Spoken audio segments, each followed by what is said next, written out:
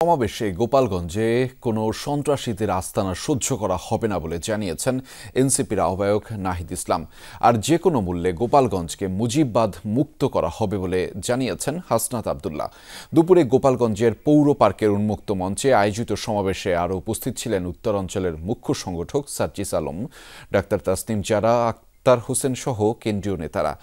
ইনকিলাব জিন্দাবাদ স্লোগান দিয়ে দলের স্থানীয় নেতাকর্মীরা তাদের স্বাগত জানান। 14 দিনে 32 জেলায় কর্মসূচি শেষে এনসিপির জুলাই পদযাত্রা বুধবার দুপুরে পৌঁছায় গোপালগঞ্জে। আগে থেকেই ঘোষণা দেয়া মার্চ টু গোপালগঞ্জ পথসভার জন্য শহরের প্রাণকেন্দ্রে প্রস্তুত ছিল মঞ্চ। একে একে সেখানে উপস্থিত হন কেন্দ্রীয় নেতারা। মঞ্চে উঠেই দলের আহ্বায়ক নাহিদ ইসলাম উপস্থিত জনতাকে সাহসী সন্তান হিসেবে সম্বোধন করেন। বলেন, কোনো যুদ্ধের আহ্বান নিয়ে আসা নয়, মানুষের অধিকার রক্ষার জন্যই এই পদযাত্রা। হামলার প্রতিবাদ জানিয়ে বলেন, এই বাধার দ্বিগুণ জবাব দেবে এনসিপি।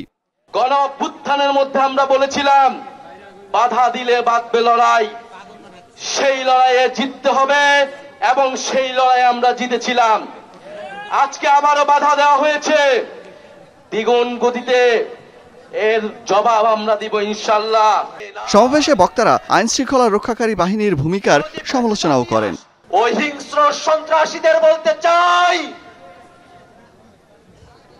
আমরা আপনাদের মতো হিংস্র নই, কিন্তু প্রতিশোধ দিতে আমাদেরকে বাধ্য করবেন না।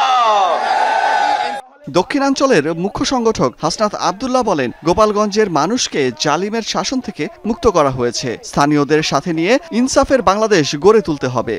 এই গোপালগঞ্জের মুজিববাদীদের মাটিতে দাঁড়িয়ে আমরা ঘোষণা করছি, ওই মুজিববাদের আস্তানা ভেঙে দাও, গড়িয়ে দাও।